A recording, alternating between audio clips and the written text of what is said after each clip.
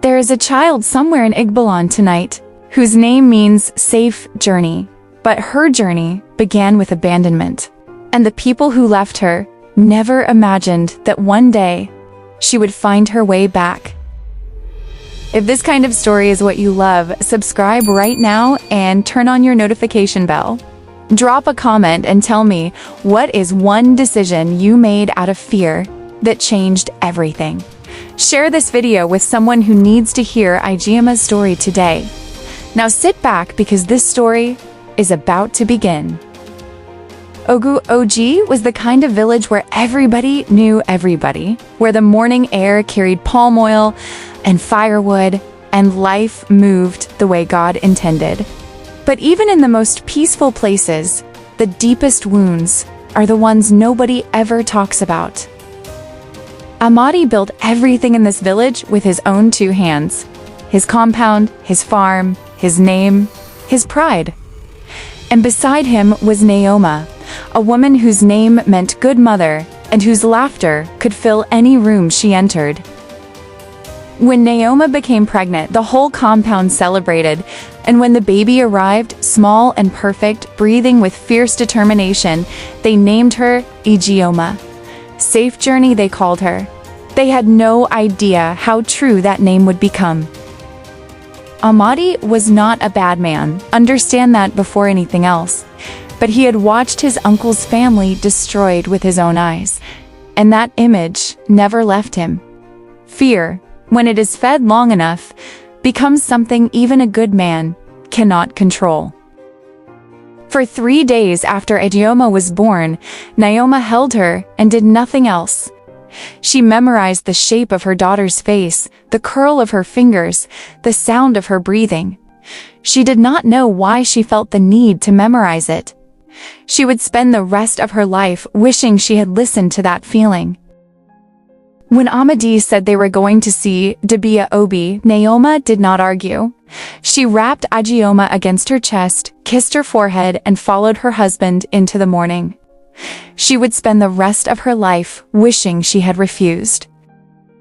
Dibia was an old man whose eyes had seen too much to be surprised by anything. His compound sat at the edge of the village, quiet and deliberate, the way sacred places always are. When they arrived, he looked at Ijeoma once, and something moved across his face that he quickly put away. The consultation took longer than Amadi expected. The Dibia threw his seeds, studied the patterns, threw them again.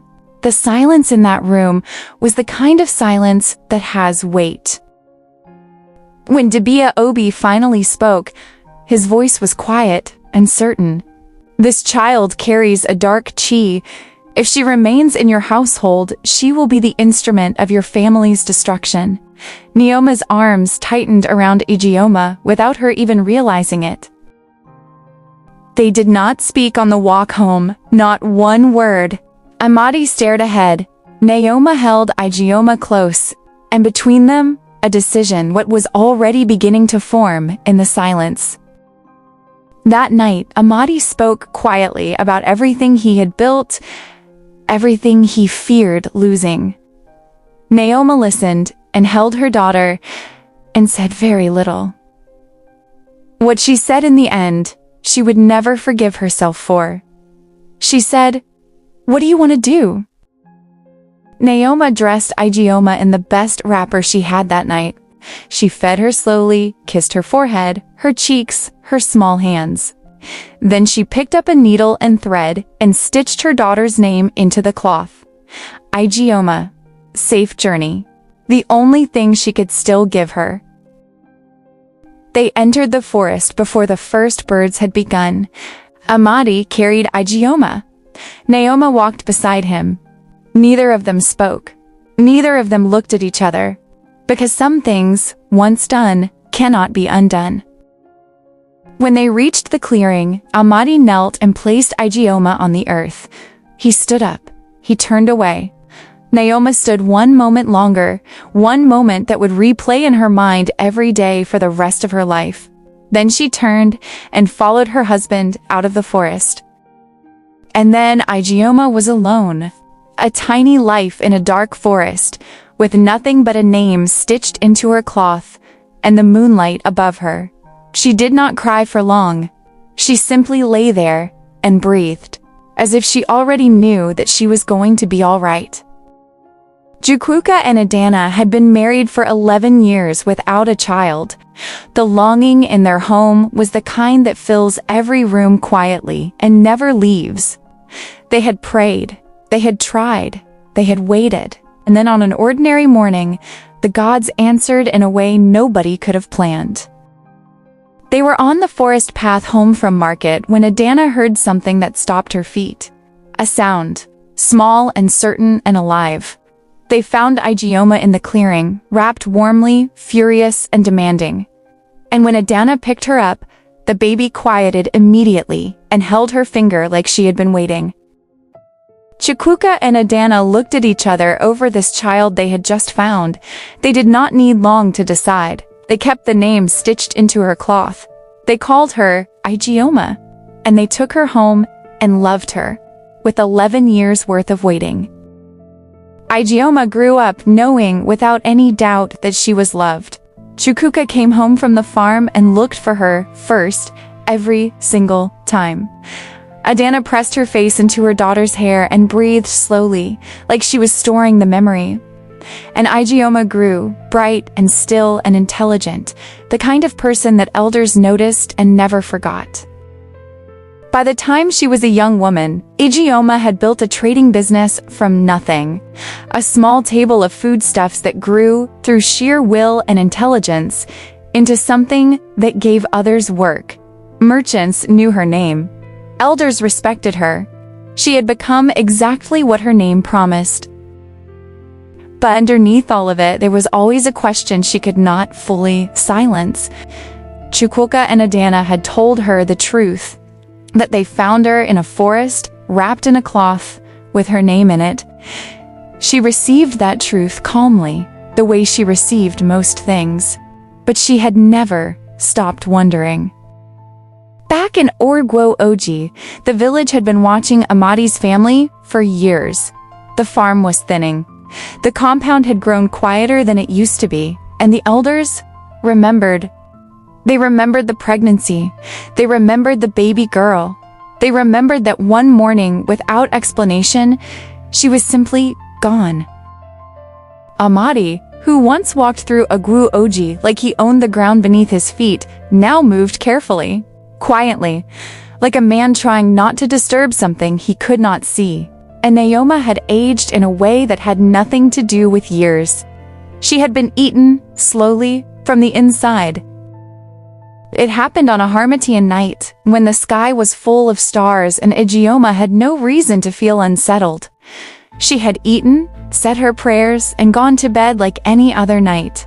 But when she opened her eyes in the darkness, she knew with a certainty that bypassed all logic, that she was not alone.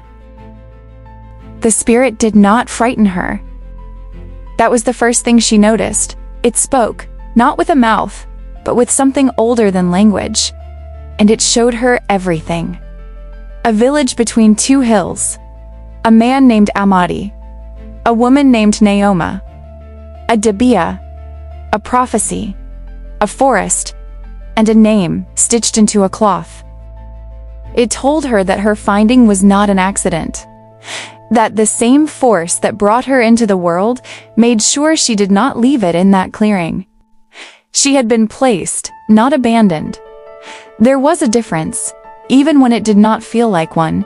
Then, the spirit was gone, and Ijeoma was alone with the heaviest truth she had ever carried.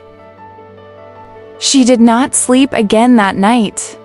She lay there and let the truth settle into her, the way water settles into dry earth. By morning, she knew two things with complete certainty. She knew who she was, and she knew that what she did next was entirely her own decision. The next morning, she sat Chukwuka and Adanna down and told them everything: the spirit, the village, the prophecy, the forest, the name in the cloth. All of it, quietly and completely, the way she had always brought hard things to the two people who never made her feel unsafe. It was Adanna who spoke first. She took both of Ijeoma's hands and said, "We always knew you carried something bigger than what this compound could contain. Don't go and find what belongs to you.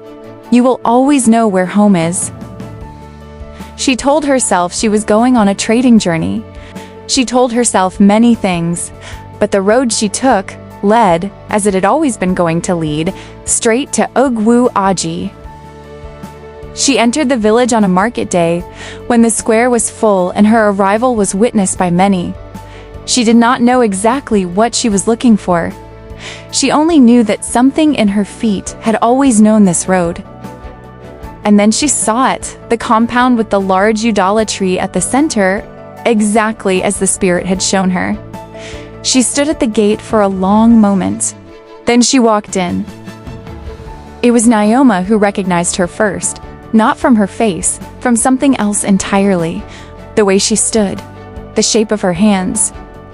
Something in the eyes that belonged to this family, and had nowhere else to have come from.